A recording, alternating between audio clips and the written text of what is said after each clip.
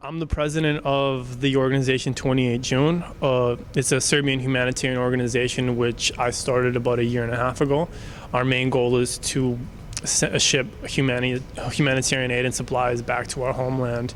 What gave you the idea of actually starting 28 June? Basically what happened was I've always wanted to help our people back home, but what really set it off was the incident that took place in Kosovo in November of last year when the KFOR troops shot at unarmed Serbian civilians.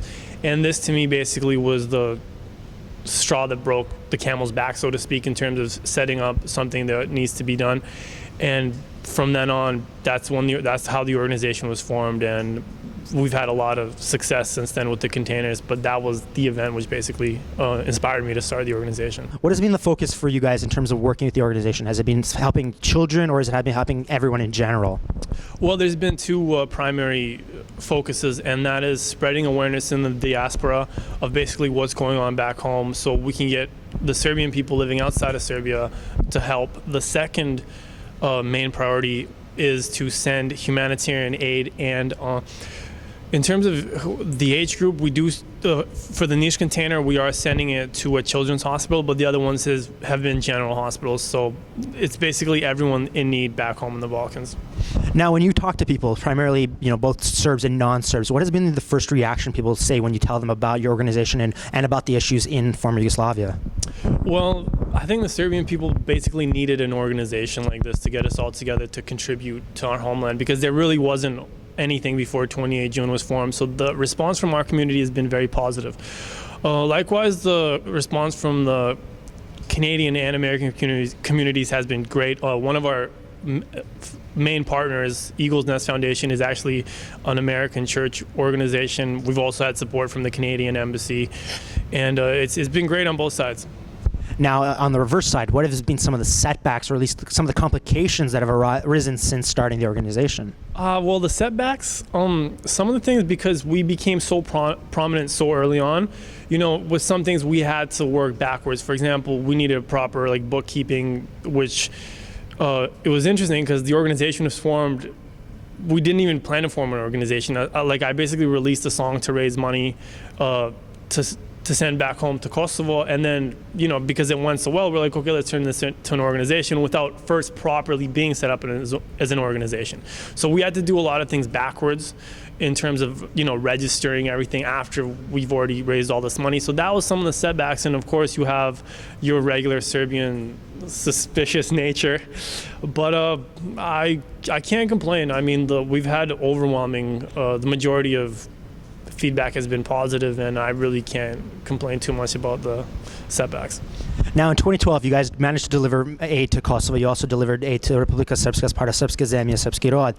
What are you looking towards doing in 2013?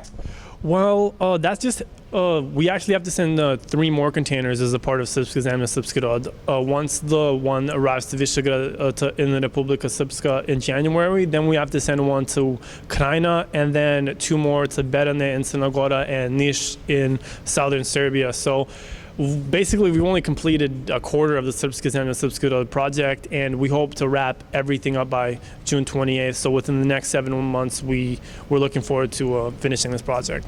And then what are your plans after that? Then I'm going on vacation. No. Actually, after that, we're going to turn into more lobbying. We have a lot of conferences set up around the States to kind of bring the American political tools kind of on our side to promote the Serbian viewpoint. In Chicago this April, we have a conference with an Israeli student organization, which will talk about how the struggle that Jews and Serbs faced in the Second World War was very similar. So we're basically, after we do the humanitarian aid, we're also looking to make a cultural links with organizations in Canada and America.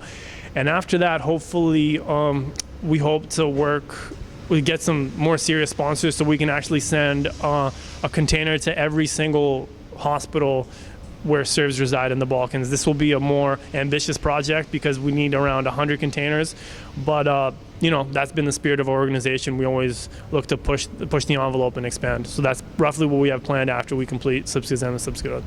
Nice. Now, before we start filming, I was asking you about your travels. You've did a lot of traveling in the last year or so. How do you find time? How do you find time to just take it? Do you even want to take a break from it all? Do you enjoy the traveling? Do you enjoy going around North America and visiting different Serbian communities? Well, it was strenuous, but it's a worthwhile cause. So for me, I mean, if I decide I'm going to do something, I really don't make excuses. I did take 3.5 months, and I left the whole music thing alone for a while and school, but it was definitely worthwhile. I don't regret it. I would do it over again, and like I said, there's still more work to be done, and no, I can't complain. I'm happy with the choice I made. Now, amongst your travels, you managed to visit Ottawa, and we have to ask this: what were your thoughts of the city, and then of the Serbian community, and what you were doing there at the time? Well, Ottawa reminded me a lot of Victoria, where I grew up, and it was a refreshing break from some of the huge cities like Toronto, Chicago, New York. So Ottawa was actually probably one of my favorite cities on the whole trip. And as far as the Serbian community, there was great. We had a lot of support. They just did a fundraiser last month, and they have another one coming up in the new year. Thank you to everyone in the Ottawa Serbian community for supporting us. So overall, it was a very positive experience going to Ottawa. Now, outside of your humanitarian work, what other projects are you looking forward towards in 2013? Personally, well, I'm looking to start my master's in September at York, so I have to, get my education in order first of all, and also now I have a little bit of time. I'd like to release a couple songs. It's been a while. June 28th has really kind of consumed my life in the last year, so I'm looking forward to getting back to that. Now, I also noticed you happen to have a fashion line starting. Can you tell me a little bit about that? Yeah, Mason Filipi, yes.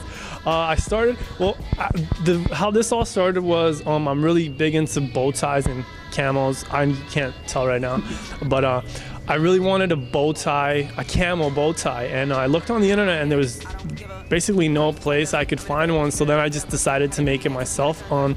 I'm really good with a store in Vancouver actually called F & Frank's. They have a lot of vintage apparel. Shout out to F & Frank's.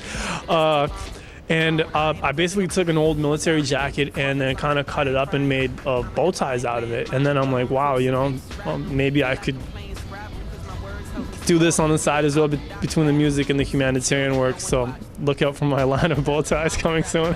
Are you looking to branch it off into something else afterwards? For now, I'm specializing in bow ties, but maybe we could do some T-shirts as well and stuff like that, accessories. Last question.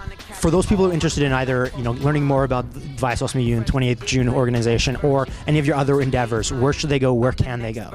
For 28 June, check us out on www.28jun.org, vice28jun.org, and as well as Facebook, Twitter, Instagram. We're pretty up to date with everything. That's for 28 June, and my personal one, Facebook / Filip Filipi, Twitter's at Filip Filipi. I basically have everything. I have such a unique name. I've really got everything online to do with my name. So that's where people can contact me, and also check out more information on 28 June and the work that we're doing.